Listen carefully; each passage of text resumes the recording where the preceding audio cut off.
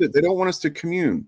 They don't want us to fucking collectivize. They don't want us to gather and experience joy and recognize that there's far fewer, things that separate us than we like to think about, than they want us to think. Right? These are all part and parcel for the reason they make this content.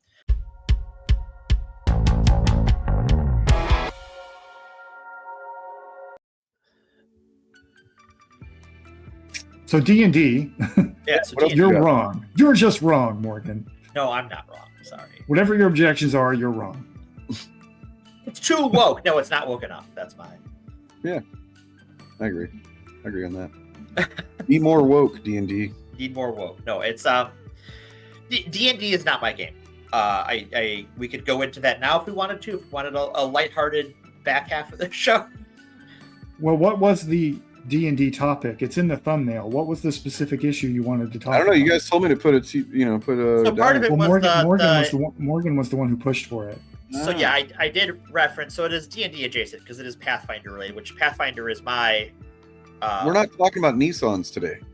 Terrible. Dad joke alert. Can't help it. All right. So a story broke in the Chutosphere that the lead developer of the Pathfinder role-playing game, Jason Bowman, said some mean things about J.D. Vance back this summer. They just found out about it now, which means they're very concerned about it now. And this is a nice flashback, jumping from Hasbro to Pathfinder, about when the libs of TikTok discovered Transformers Earthspark 6 months after it came out. Right. Yeah. Because all said about the non-binary robot. Because Arcade Outpost made a video about it as if he was onto something new. Right. Yeah. And it's like how recently they also all discovered that D&D players have been granting moral agency to creatures like orcs and gnolls for like 30 years. Yeah. But suddenly it's a woke conspiracy or something. For as long as I have been playing D&D, orcs have had agency. Yeah. And the discussion of like, wait a minute, do demons really have alignment if they're just made of evil and don't make choices? Like that is a discussion that happened when I was in high school and was old when I had it in high school. I had older D&D players tell me, yeah, we've had that discussion before. The person who mentored me in D&D, my first dungeon master when I was like 12 and they were an adult, ran the game, and this was during the first edition of the Red Box game, the basic set. Back then, her ruling was alignment, as the game describes it, only applies to cosmic beings. Right. So like demons are evil because they represent the principle of evil, etc. And every mortal creature native to the prime material plane is neutral. Oh. Every single one of them. Because it's always a choice. Good and evil is always a choice. It really is. And that interesting. Sorry, go ahead. Oh, and that's the way that a real dungeon master was running the original version of Dungeons and Dragons with a bunch of kids, teaching them how to play it like decades ago. Right. And that's like when I came up was a little, because I came up in second edition AD&D. I'm a THACO kid. And alignment was something that you had an alignment, but it was not some cosmological force managing your decisions for you. And if you behaved outside of whatever that alignment's precepts were, all it cost you was changing your alignment. And if you were aligned with one of those cosmological forces, like you were a cleric or a paladin, then your class features could be adjusted accordingly and you could lose your powers because your behavior no longer matched your god's alignment. And that alignment, but even that was flexible. Like gamers have always house ruled Dungeons and Dragons and Pathfinder and all these other TTRPGs from the very beginning. And now Pathfinder has done away with alignment entirely with because of their split with the OGL. So how it works with Pathfinder now is that there is no alignment. There is being sanctified to a holy or unholy status depending on what type of, like, if you're an undead or if you're a demon or an angel, or if you're a cleric, you might be sanctified one way or the other, or neither. Some gods are just like, no, I'm not holy or unholy. I'm the elemental sovereign of alchemy. I care about science, bitches. what do I need with holy shit. Yeah. And D&D, the current version, is very close mechanically to alignment being irrelevant anyway. Yeah. Very, very close. And the changes that we've been seeing in games like Pathfinder and D&D across multiple editions just reflect the way that the game is actually being played by people who play it. Because I don't know how Pathfinder's been doing things recently, but with the updates to Dungeons and Dragons from 4th through 5th edition, they have surveyed players and they've sent everything out for play testing, and gotten feedback and done surveys and everything. So they did not just arbitrarily decide to do this stuff. Right, this is just the way people were using the game. So I still am unclear what chuds are mad about, other than that they're runing out of content. You know what it is? They're running out of content. I think that I mean, it's that, but also like on a deeper, I guess, level, it's that it gets right at the heart of the morality divide of the right and left, you know, and how extreme the right has gone. Right, because like well, I also think what it is that, and maybe this is from my familiarity with right-wing Christianity, alternative ecosystems. They don't have a Christian rock. They don't have Christian movies for gaming is an accessible way that they do for those other things. I think when it comes to attacking D&D, attacking Pathfinder, attacking Magic the Gathering when they had the Lord of the Rings set and they had a black Aragorn, it is about isolating you. They want you to, because their call to action is not that they should change the game, it's that you should stop playing. It is not, they don't care about the game. That's why they change what they're talking about all the time. These aren't Pathfinder content creators. These aren't D&D content creators. Magic's a little different because you have the Quartering, who was a Magic content creator for a long time. But these people don't care about these games. They care about making you stop what you're doing and listen to them instead. Well, there are some chud D&D gamers. I'm sure they don't want us to commune. They don't want us to fucking collectivize. They don't want us to gather and experience joy and recognize that there's far fewer, you know, things that separate us than we like to think about, than they want us to think. Right? These are all part and parcel for the reason they make this content. It's all motivated by that. It's incremental. It's also what you call it. Accelerationism as well. They want to accelerate. Some of them do it anyway. Want to accelerate the collapse of culture, and to where nobody's enjoying anything and everything is fucking shit and everybody thinks that everything sucks. So that, you know, I don't know, we can devolve into feudalism or whatever. Fuck, like it's all in there. So Bob, you were saying? Oh, I was going to say there are some chud D&D channels on YouTube you can find. Or chud adjacent, I would say. They make a lot of the same arguments, but they still actually play the current version of D&D because that's where the money is for content creation. But they do make a lot of the same arguments, and then there's the whole OSR movement. Which is very much rooted in the return to tradition. Things were better in the past. You know, everything's woke now. We should play the original version of the game.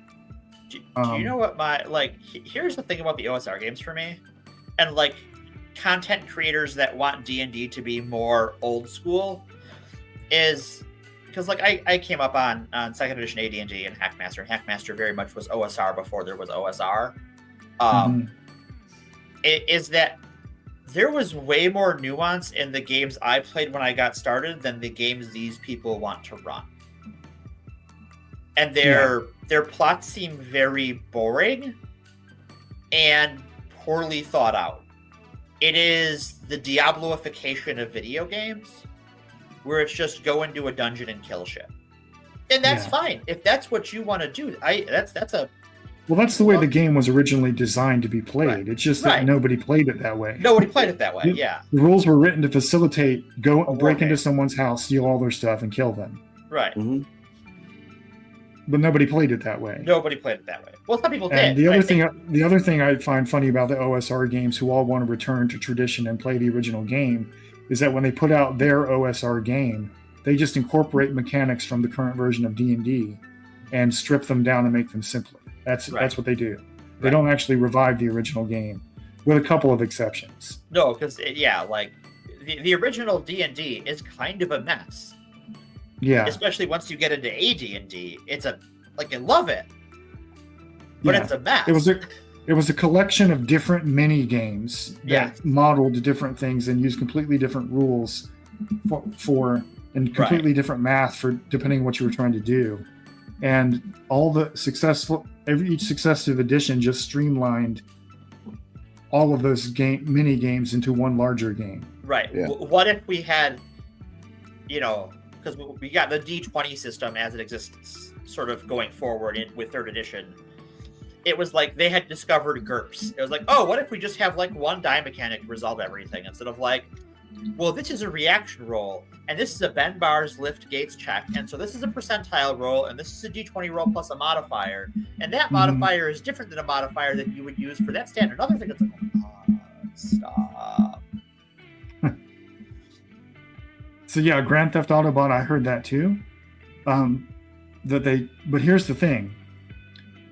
One of the things I loved about my D&D book, my red box D&D basic set that was gifted to me when I was 12, is that the default character to depict the fighter was a sexy woman in a chainmail armor and with a big sword.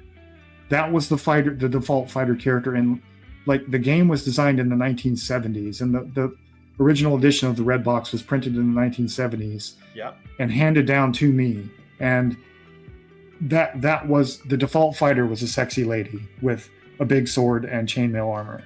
So the chuds can just miss me with this complaint. It's just stupid. Yeah, they do not recognize how these things have worked out over time, because they either don't remember because they've come and gone from the hobby, and that's fine, there's nothing wrong with that, or they were never in it in the first place. The video I shared in our Discord was from John Della Rose, and he's complaining about things as though they're new, and then halfway through the video he realizes the things he is complaining about are months or years old at this point. Like Pathfinder, for instance, so they use their iconic characters. So D&D has their iconic characters for each of the classes. Pathfinder is a similar thing. They use those in a lot of the adventure art to be these are the sorts of characters you'd want to play, but they also write short fiction for them. And so there's a couple of trans ones. There's a non-binary character. There's a queer lesbian couple. And he's like, oh, Pathfinder. He just discovers that Pathfinder has been woke this whole time. It's welcome to 2014. Mm-hmm. How is an SUV woke though? Terrible. Dad joke alert. Taking it back. I'm taking it back to the well. Take it back. Yep. Sorry. I think that's the Dane's done with our flavor of geekery for the day. Well, I want to touch back on the point he made about the moral difference, the difference in moral philosophy between the left and the right. Because if you look at the objections that have been made by chuds about the changes to D&D and orcs and stuff, what they seem to want to return to in the game is the idea that there are certain races of people who are inherently evil and can therefore just be slaughtered indiscriminately with no moral consequence. And that's them injecting current fucking day us. Right, they are current fucking daying us. Wait, are you saying they want to do that in real life to somebody? Who? No, sorry. Yes. They believe, many of these conservatives believe, that certain races of people are inherently more criminal or inherently more violent or inherently more sexually perverted than others, and it's a physical characteristic, it's an immutable characteristic of them, and therefore expanding their rights is just letting the monster out of the cage. And on top of that it is a moral good to remove them from society. Yes. The people making these attacks, whether it's D&D or Rings of Power or Star Wars, do not engage with the things they are commenting on in a holistic way. They know about it tangentially through cultural osmosis. Maybe they've dabbled in it. They've read a wiki, but they're not in it all the way, but they want to act like it. And they want to claim ownership of it when it is not something that anyone owns. Not any one person owns Fandom. Not anyone owns D&D. I know Dungeons & Dragons is an IP owned by Hasbro and Wizards of the Coast, but D&D as a role-playing culture is something that is shared between generations of gamers at this point, whether you're OSR or D20 system or 5e or Pathfinder, or you've gone off into the weeds with, White Wolf games or GURPS or what have you. We all share the TTRPG space, and we're all gamers together. Mm-hmm. So that's what they hate about this. Yes.